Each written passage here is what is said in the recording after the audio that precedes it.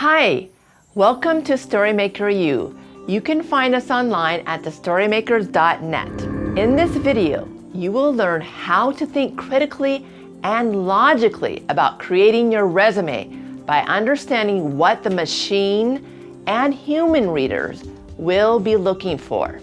We will share the secrets behind these doors so you can be more equipped to apply critical thinking and logic to the resume submission process and ultimately have your resume get you the interviews. As a career coach, one of the things I try to teach my clients when it comes to resume writing is to think about where your resume will travel once you submit it. What is the end-to-end process of where it really goes from beginning to end? There are likely 2 to 3 doors your resume will need to pass through before a company decides to hire you. The purpose of a resume is to get you an interview, which will in turn get you the job you are seeking. Your resume needs to be a smart resume, which means that it works for you by getting noticed and moving to the top of the pile. You want to match machine criteria and motivate readers to set up an interview with you. To get the interview, you need your resume to go through a few doors. On average, a resume will be reviewed probably 2 to 3 times before a decision is made to interview you by phone or in person. There are many more doors after you are chosen to be interviewed, but we will cover only the doors to getting you the first interview in this video. The important thing is to be patient and persistent. The first door your resume will most likely pass through is an application tracking system, or ATS, before it goes to the inbox for a human to review.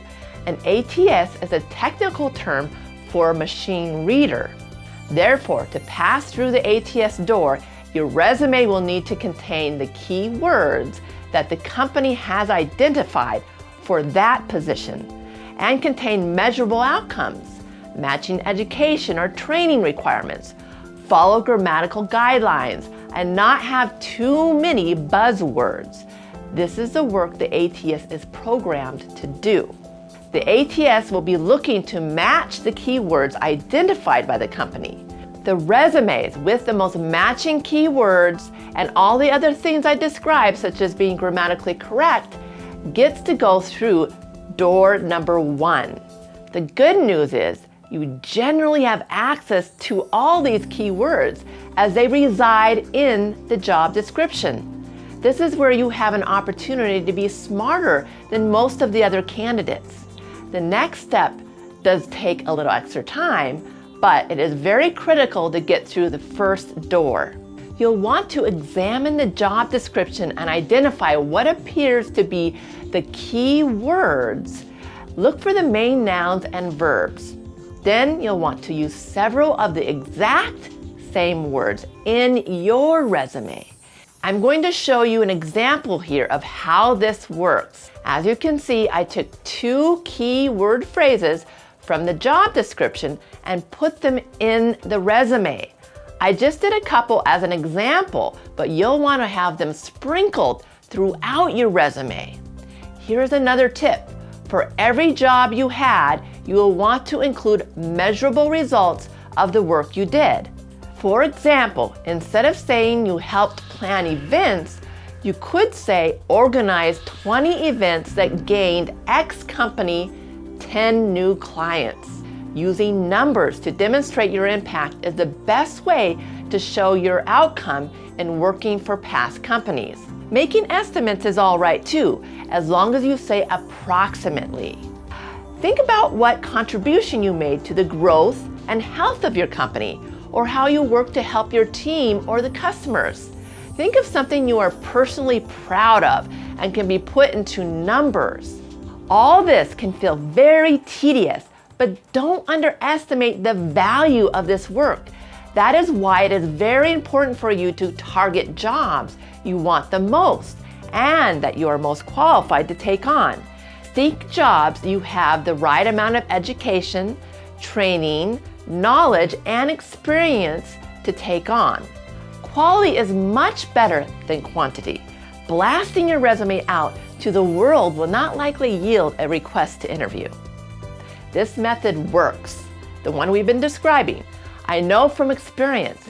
I've probably had upwards of 50 first interviews from this method alone, and I've worked for a variety of sectors, including public, private, nonprofit, education, and others, but mostly tech as a project manager and consultant. And this method has worked wonders for the clients I've been working with. I've seen them go from absolutely zero phone calls or requests for interviews to skyrocketing to where I'm actually talking with them on the phone and they're getting phone calls that won't stop coming through. So just give it a try. Now, start with a master genericized copy of your resume, which you may be sharing on job boards already. Then tailor it by using some of the most popular industry words for your targeted job. This will help you to get invited to submit your resume from the recruiters. Then ask for a copy of the job description to make adjustments by matching the keywords before they send your resume to the next reviewer. Once the ATS ranks you at the top of all the candidates, you will be able to open door number 2, which is either a recruiter or some administrator in HR. If there is a third door, it will likely be a senior recruiter or HR person. This is also likely to be the person who would do the first interview. Now you need to think like the humans for this part of the resume. Specifically, an HR person who is part of a company culture and business. Ask yourself some questions like, what kind of business are they? Are they more interested in hard skills or soft skills for this position? Are they a tech company, nonprofit, healthcare, or government agency? Try to think like this company agent or representative. You can gain insights by reading as much as you can about the company and its culture. Looking at their website, LinkedIn profiles, and blogs, or any publications they have will give you some clues and help you find some great action words and skills to sprinkle in your resume in between all the key words. This exercise will also help you once they call you in for the interview. Lastly, read your resume like a human, having to review 25 plus resumes in 1 hour. They will be scanning and looking for keywords, strong industry action verbs, and education and training qualifications. They won't be reading every word. Here's a test for simplicity. Try reading your resume late at night, right before you go to bed. If it's easy to read in these conditions, it will probably be easy for them. Your resume needs to be very easy on the eyes, with plenty of white space and no grammar or spelling errors. I recommend using Grammarly, which is a free desktop application for review for grammar, and jobscan.co is a great tool for helping with reviewing your resume, like an ATS. If employers use ATS scanners, you should too. There are plenty of templates out there, so try to find what the trend is for the current year within your industry.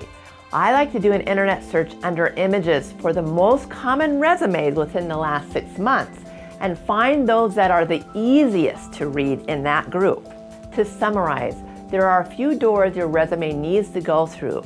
For you and your resume to be smarter, try to imagine the end-to-end process of where your resume will travel and who will be reading it, both a combination of machines and humans. Challenge yourself to become a resume writing expert by thinking about this process critically and logically. So, let us know what you think. Also, please remember to hit the like and subscribe button as well as the notification bell so you can keep learning more about how to land your dream career. Thanks for being here, and we'll talk to you later.